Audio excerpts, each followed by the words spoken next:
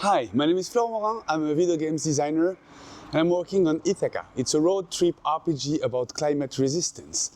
And more generally, I love video games that tackle us humans and how we feel and our lives and just whatever makes us us. So that's why I met today with Mucks Games.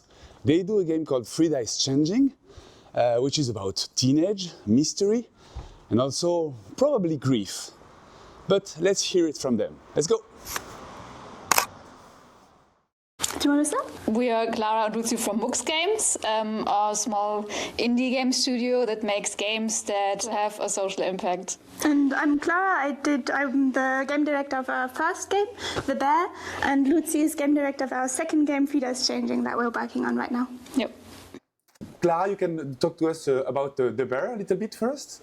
The Bear is an interactive bedtime story. So it's about 45 minutes long, and it's an interactive story that's been created for people of all ages. So it's not only the people who are parents and children that can play together, but also adults. We could all use a bedtime story from time to time. And it was really created with the idea, it was created during Corona where the ideas come up, and I had a hard time sleeping, and I was doom scrolling every night, and I was realizing, hey, we have this digital medium in our hands, and it's destroying my sleep schedule completely. But it's also the way of how I run away from my emotions. And I thought that was kind of sad, and I thought maybe there was a way to use the medium that we have in our hands anyway differently, but make something that reconnects you with that intimate emotional time before going to bed. What were the specific design choices that you had to do for that intention to go through the game? So it's a bedtime story, and so it's very different. It's intentionally very different to most mobile games, where it's we're not trying to be flashy and keep you hooked all the time. The colors are really muted, and they get more muted over time. So we take out the blue content and enforce more of a reddish color. We also have, of course, a very soft music that really brings you into this flow state, but also the interaction. So we start out where it's a bit more puzzly, and you have to help these two characters navigate the world. And it's still a bit difficult because they don't know each other well and they don't know their own abilities really well. But over time, movement gets easier, and the focus moves away from figuring out how to move in the world to more of a story. So we actually have a negative interaction curve where it doesn't get harder, but it gets easier over time. And this is intentional because we want you to go to sleep. I don't think you do, because I played the game and I didn't notice that, but do you have some face tracking features where when the player's eyes are closing, then you switch off the game temporarily so that they can sleep peacefully? I don't think you do. No, we don't. We didn't want to do any kind of data collecting or anything, and I think this would have felt a little bit like intruding to me personally to do something like that. This is a bedtime story, but also we will steal all your data. Yeah, normal, perfectly. I loved a lot of things about the game, but the character design was really interesting to me. Can you tell us a little bit about that? So these are anthropomorph characters. They don't really have more than a body with legs and arms, and it's mostly about the movement. So their character really is created through their animations, and they also don't have a clear face. There is an indication of where their face is, but they don't have a mouth and eyes. And this was really difficult because in the beginning when I went around with the project, everyone was, but they need a face to be to carry emotions, and so people know what they are looking at. But actually it felt a lot more real to me to not have a face. Then there's the designer of Hello Kitty, and he was also asked, why doesn't your character have a mouth? Because every cartoon character needs a mouth to display if they're happy or not, or things like that. And he said that this is intentional, because if you are happy, then Hello Kitty is happy.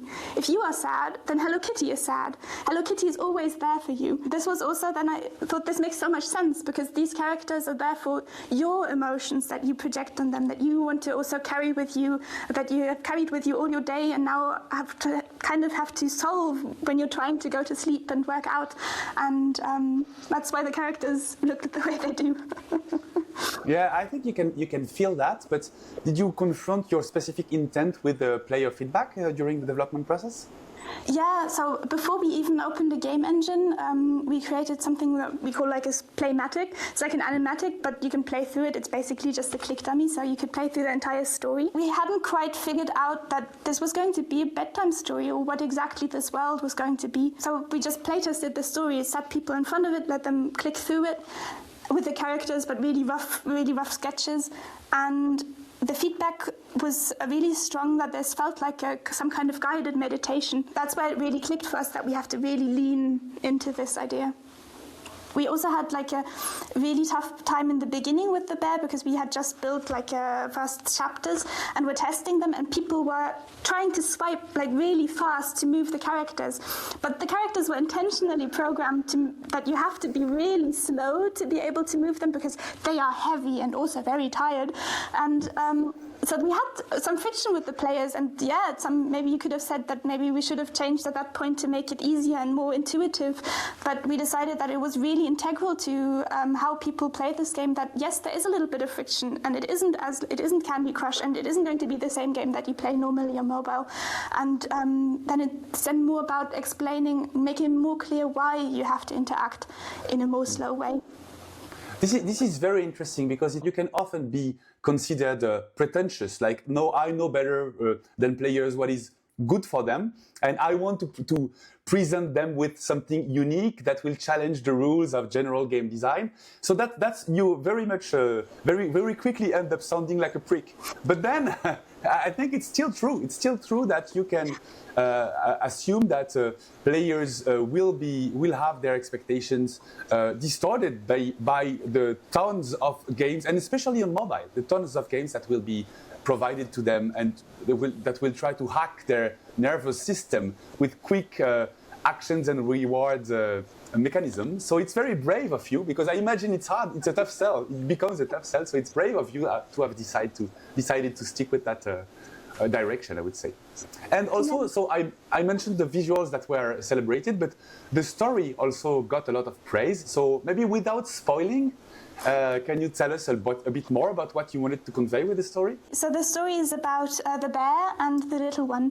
The bear is found by the little one in a deep, dark cave, and it helps it out. So they both come to the surface for the first time again and see the stars again. Then they go on an adventure together, because with the bear, the little one is now big enough to climb on other planets and swim through space. And it's really about this growing friendship, but it's a lot about also the decisions we make along the way in life. When do we stay? When do we leave?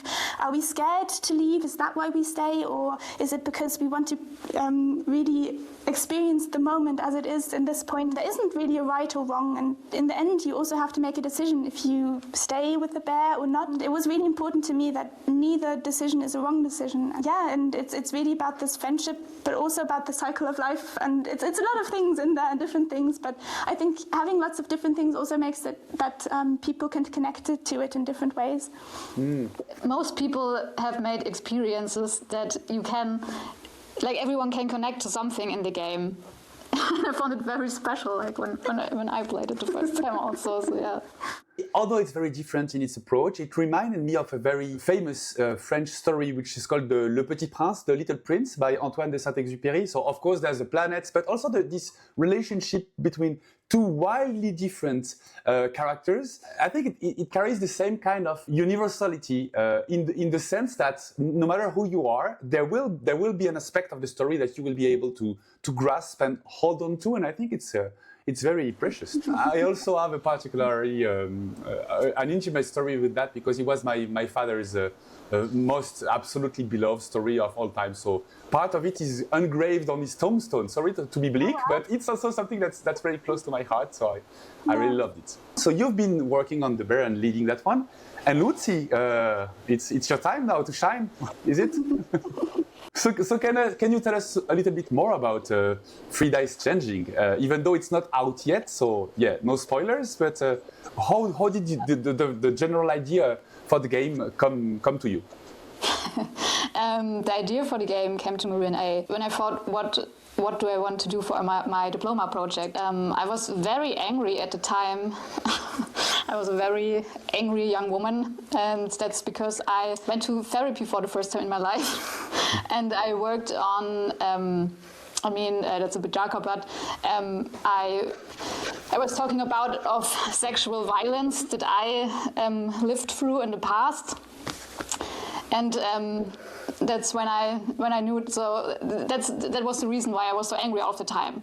And then I talked a lot with my girlfriends about that, and it didn't took any time at all to see that, like, every woman that I know has some, to some extent, experiences with sexual violence, and it was so scary to me, and I really wanted to make a game where I have this protagonist, this girl who stands up against something like this, and she has this anger inside of her, and it's good that she has it, so she can confront the world surrounding her with it, and that's how I started to create Frieda, this little angry girl, and So the game, it is, we call it a fun horror point-and-click adventure. Sometimes we put detective in the middle, but it is, so it is about Frieda, and in the beginning of the game she has a 13th birthday. So she enters puberty, and all of a sudden she's overcome by this anger that is just like too much. She, so her sister, did I already say this? No, her sister went missing 2 years ago. And since till this day, no one has really found out what happened to her. And so this is coming up again. So when Frieda gets into puberty, and it is this anger feels almost supernatural, and she pretty soon finds out it is, because she's also experiencing that she's turning into a werewolf, and if she doesn't find out what happened to her sister until the next full moon, she will turn into a werewolf. Yeah. So you have to find out with her what happened. Yeah. So how did you come up with that specific plot line? And you're not directly confronting the actual topic you want to talk about. Like, there's a level of abstraction there. The theme is very sensitive, and there are a lot of people who, as soon as they hear like words like rape culture, for example, or sexual violence, it's like, I don't want to have anything to do with that. And I want people to play it who not necessarily would think about the theme in the first place. And so that's practically the reason why I wanted to make it abstract and make it like also fun and atmospheric, and not be like, come here, I tell you something about sexual violence that you really need to know. So it's like a Trojan Horse strategy. You want people to actually come to the game because they like the slightly spooky vibe, which is great, by the way. It really works really well because Frieda is living in that big mansion with her parents. They seem like a little bit geekish, like not necessarily the mother, but at least the father. And it works just like a teenage comedy to begin with. But also you get a feeling, is it because of the art direction? Is it because of the way she really seems angry? You pretty quickly get a feeling that there's going to be more than that with the story. I mean, I hope it's because of both. That's intentional. But what I was trying to say is that you're like the idea of elaborating on first just being angry as a teenager, which is a way teenagers experience life at some point because things are changing, like in the game's title, and also be grief. You're kind of, we are all kind of familiar with the concept that sometimes you will experience grief through anger as one of the phases through which you go when someone you loved died, or in this case disappeared, because I'm not sure we don't know what happened to Frieda's sister, at least at the beginning of the game. I love everything spooky, and I was like also very inspired by like Tim Burton-ish things or witty comic aesthetic. I really love like all Lucky Luke comics and things like that, and that all played into the art design. I also don't have any interest to just tell a story that has like just this design. I need like a theme like that to really want to make a game out of it. What does the spookiness of a story allow that other stories don't? Like, what's the deal with the spookiness? Because it's obviously very popular. In the beginning, it's like you maybe think it's just on the surface and it's a bit fun and it's just a style. In the middle and the end, it's it gets to real spookiness, like real horror, because then the theme gets very more like hard on you. Like you see how people in the village have the situations where they are sexually harassing and things like that, and have views on the world that are violent without their knowing, like, and that's just a reflection of the real world. Like, we know it. Like, it starts with things like our grandma tells us how women react, like how they have to act in life, and this is a damage. And these are very subtle things that are happening to all of us, and in the end it can sum up to something very toxic that in the worst case leads to sexual violence, rape. Yeah. Do you think that the theme and the realities that you're describing are also so universal that it's not like you could have written exactly the same game should have you been born in any other place in the world? I think so. That's a universal theme. Every woman, it doesn't matter where they live. Maybe somewhere where there is a matriarchat. How do you say this? Matriarchy? Matriarchy. If you live in a matriarchy somewhere, maybe then that doesn't affect you at all, which good for you. But I think all places, if you live in a patriarchy, this is your experience. Did you get the feeling that you brought something specific and personal with the rest of the setting? Like, okay, maybe it is in how the village is portrayed, like the kinds of houses. It has like something of a German village, because I grew up in a German village, and it was always kind of bizarre to me that this is a nice little village. How can I be a little girl and some random man can harass me? But we're living in this nice little village. What's happening? And it's like this parallel world is opening. But I find the image of the werewolf interesting, because it comes from a place of feeling so much aggression, so much violence towards you that you feel like you're going to explode. But also you could argue that the figure of the werewolf is actually a powerful one, because people are scared of werewolves. They would, like, even a tough guy, even like someone who would harass a little girl would absolutely be afraid of a werewolf. So maybe, I'm not saying, but maybe women should be actually attracted by the idea of changing into werewolves to be able to fight back. Yeah, I mean, it's supposed to be both. It's for times in the game, it's like a power fantasy, whereas maybe even supposed to be a little fun, to be stronger and scary. But also, you don't want to stay a werewolf for the rest of your life. You don't want to be so angry. It's mostly unfair that you have to feel that, and you can't be yourself if you have to be a werewolf. Like, it's not really something that you want to be in the end. Yes, it's unfair that you have to turn into a monster for the mere right to exist in a space, right? Yeah.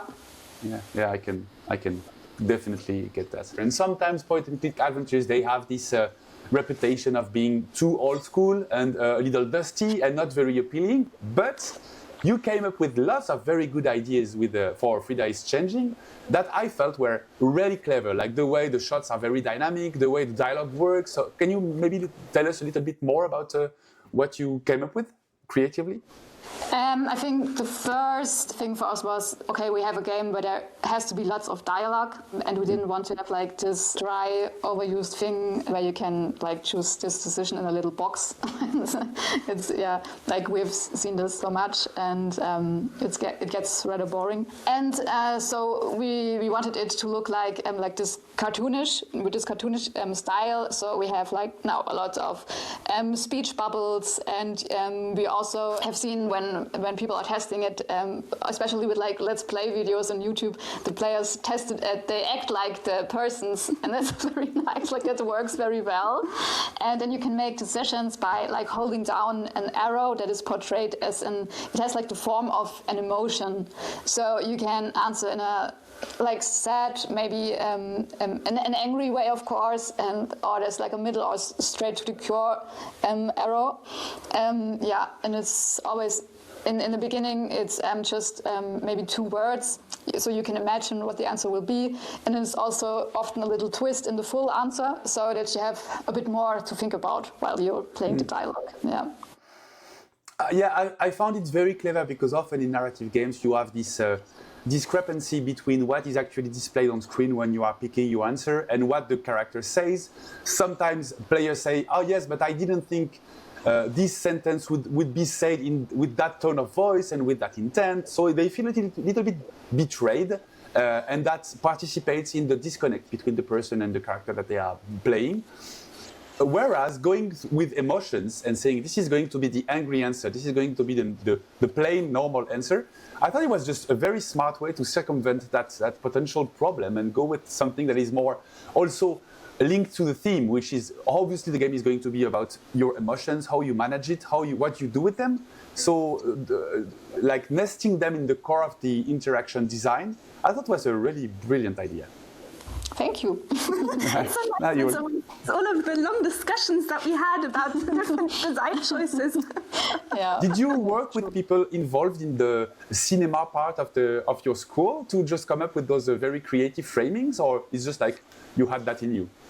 No, I think we just had lots of iterations, and like the dialogue part was, I think it is the part of the game we worked over the most. Yeah, The dialogue, yeah. yeah, but no, it was just like us two and Julius. But also visually, the entire game is like very strongly influenced by just Luzie's personal illustration style. And I think that's where this approach of doing like author-based games, so one person holds the vision for the game, really shines, because the visual storytelling is, to me, like so strong because it all comes out of Luzie. When someone is actually accountable for the creative vision and for conveying a specific universe and a specific direction, first, it doesn't have to be suffering and pain for the rest of the team, because if that person is empathetic enough, they also can share their vision properly, and it's actually enjoyable to work on someone else's vision. And B, it's generally more contained and more convincing and more enticing for other people that come to discover that vision specifically. And I think we are at a time where specificity is very much needed, and it's very much desirable as players. At least I'm talking for me. I love to be able to feel like I'm meeting someone through playing one game, and not just like a big company running A/B testing to decide which character design would sell more, for instance. Yeah, totally. I think like authenticity is also like really important to us, and like the bear and Frieda's changing are both very personal, and I think you feel that, but I think that's also what makes it really universal, because you can feel how important the story and the themes are to the entire thing, that it really comes across to players also. What's our motive? What makes us want to make game, and what do we wake up in the morning deciding that we want to make game? I am also a graphic designer. I was a graphic designer before I was a game designer, and I never wanted to make really a book about something like that, for example, because I was always so attracted to games because they have the ability to pull you in the story way, like it's more immersive than anything else, and that's to me the strongest part about it. Like you can live in the story, you can interact with it, and how could you possibly get your point better across? I also just wanted to add that I think that the fact that games aren't considered high culture yet, or like in most parts, is actually the biggest chance, because that's how we can be the most impactful. Because of course there's lots of art made about really important themes, but lots of people don't see it, because there's a big part of the entire like society that don't go to museums regularly, but like more than 2/3 or something of all people play video games that might not be interested in high culture or art, and these are the people that we can have a big impact with, because they start playing a game because it sounds fun and interesting, and then they actually experience something meaningful in that. And I think that's the way the path we chose. The Bear is a mobile game because we wanted to reach players that are not only like indie game lovers, but just people who play casual mobile games. And Frieda is Changing is a wonderful point-and-click adventure that wants to like reach a larger audience than just people who would be interested in the theme. And how do you feel about that? Do you feel that your mission is accomplished. Like, because I completely agree with you, and I think it's really great, and it's also one of the reasons why we absolutely want to release all our games on mobile platforms. But also I see that it's very challenging because the market is so full of shit. It's so full of games that are really designed to exploit the hell out of you by it's like I don't want to sound like too red, but it's like late stage capitalism, really. It's like we will provide you with a mind-numbing job, and then we will provide you with devices that will be designed to make you forget about your mind-numbing job while taking the money you want from your job away from you, which sounds terrible, but I'm sorry, I don't think it's really far away from what we are experiencing currently. And so I find it very hard to go against the grain there. I find it very hard to exist in that space, not because people don't want to play games that will make them think, but more because we are crushed by companies that have far bigger resources than we will ever dream of having, because we're not driving revenue. So how do you feel about that?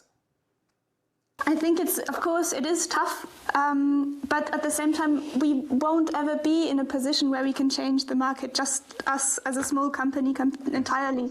But we receive really wonderful reviews of players. We get sometimes long emails of people who feel extremely touched by our game, and this kind of feels like, okay, this is the wonderful thing we can do. It's like just maybe it's a couple of people, maybe a couple of hundred, a couple of thousand, but this is the thing that we can do and we can achieve, so we should try to do that and continue doing that. Yeah, that's also like how I view it. I mean, of course, there's the reality that you always have to live from something. And, I mean, I think it's worth it's hard, but it's worth trying. And if at some point we can't do it anymore, then at least we have done these games. So yeah. And this is very true. And you know what? We released Bury My Love in 2017.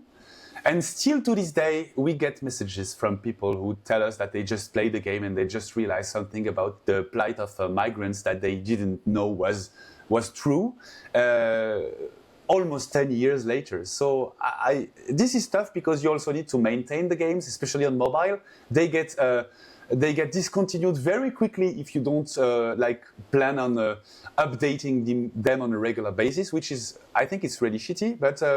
But if you do, you still are able to notice that people will actually have their lives impacted with those games, even like 10 years after release, which is definitely something. Because that's another thing, you know, when you write a book, with the physicality of the book, the fact that it is going to be printed, even if like for 500 copies, then they will be out in the world, and then they will circulate from hand to hand for a very long time, and people will bump into the book and the story you tell in them. And sometimes with the games, I'm like, this is like, we are doing a game, Ithaca, our project currently is about climate resistance, and it comes from the fact that when you look at the science, you realize that the way we Western societies are living nowadays is barely sustainable. Like it's actually not sustainable at all. So sometimes I'm like, yes, you are making video games now, but maybe in 50 years, we won't even have the computers to run those games because it will be something we can't afford anymore. So yeah, sometimes I'm like, yeah,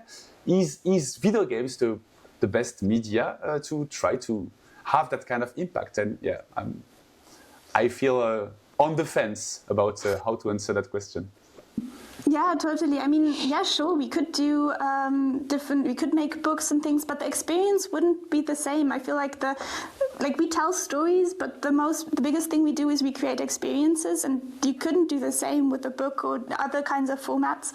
And it is also, of course, like it's again how easy it is to do something independent and real and honest. And at this moment in time in media, video games are the most easy way to create something that feels real and honest and authentic and can still have a big audience, because it is a possibility to like blow up as a small indie game, where it is very difficult to like publish a book all by yourself and actually blow up. So I think at this moment in time, it is actually the best medium that I feel most comfortable in living trying to do stuff. This is very powerful, you know, because sometimes I feel a bit crushed by the weight of the past, of all the great things that have been written or shot as movies, and sometimes I feel very much crushed by the future and what the science tells us about what we are going to become as a species. But I forget to think about, let's live in the now, and you're absolutely right. In the now, probably video games are the best way to be able to do something that will reach an audience globally, and B, that will make that audience experience things in a way that is absolutely coherent with the time we are in. So thanks for that.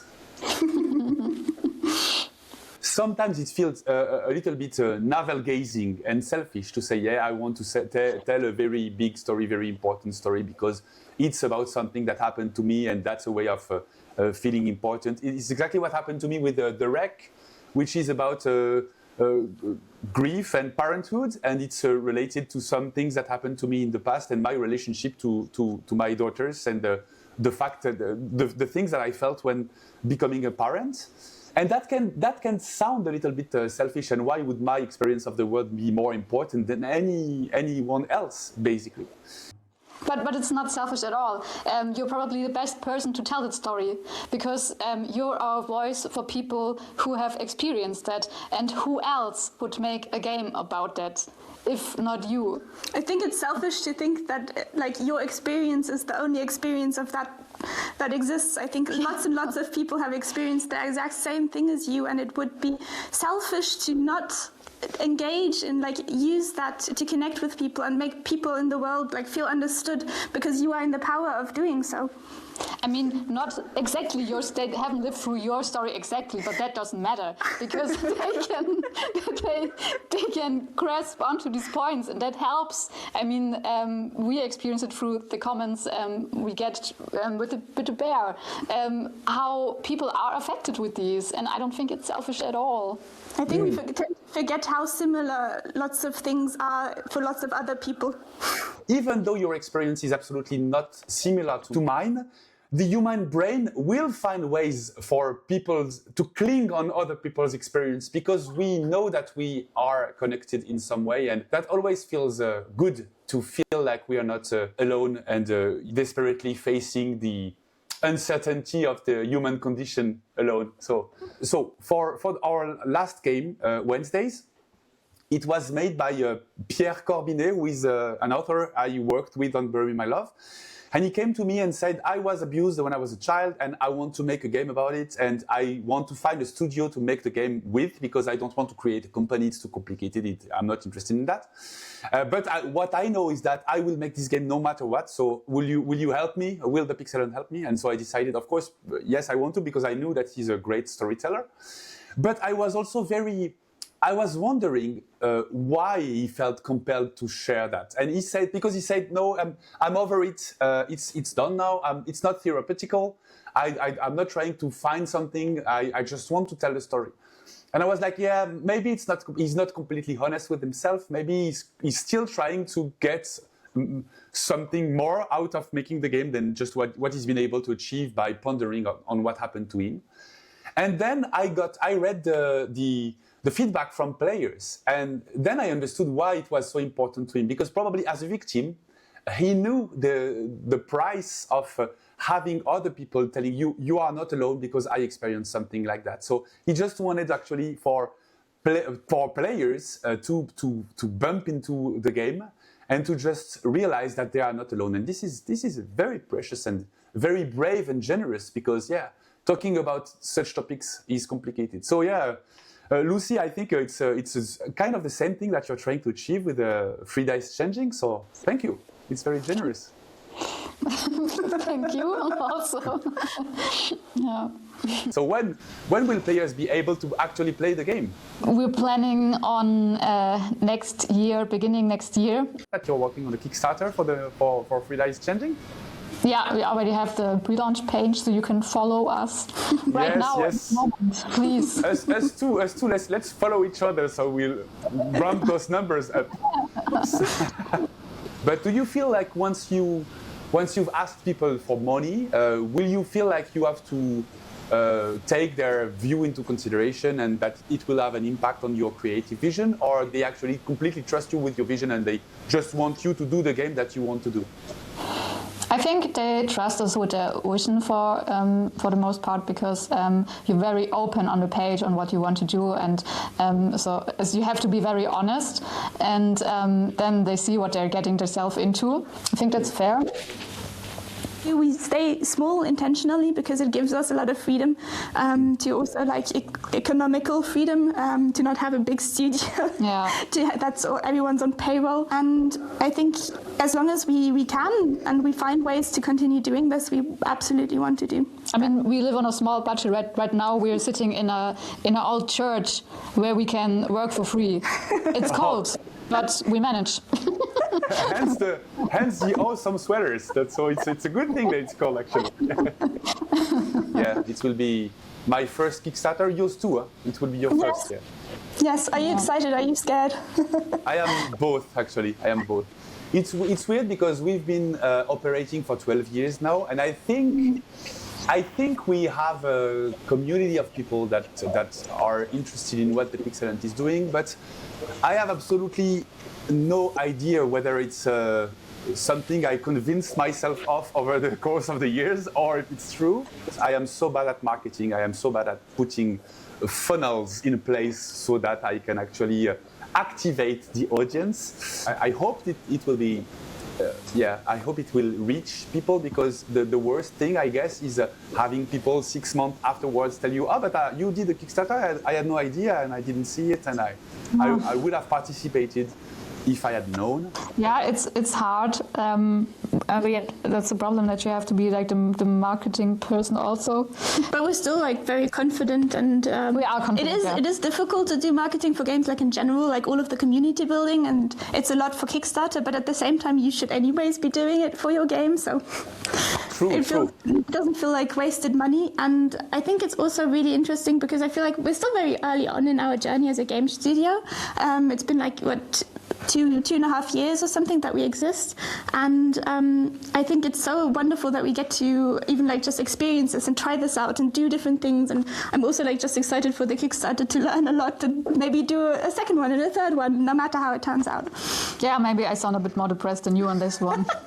Yeah, and even if the Kickstarter doesn't work out, it's a great tool for community building. So that's that.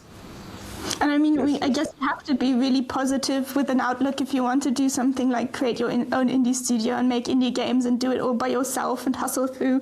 I think there's... Yeah, but it's also... Yeah, but maybe you sound a bit too romantic sometimes about all of it, because like it's... Yeah, I see it the same as you, but there's also a realness to it, and you don't feel like that all of the time. And I think it's also dangerous to be like, oh, you just have to be creative, and you have to love it all of the time, because it's hard.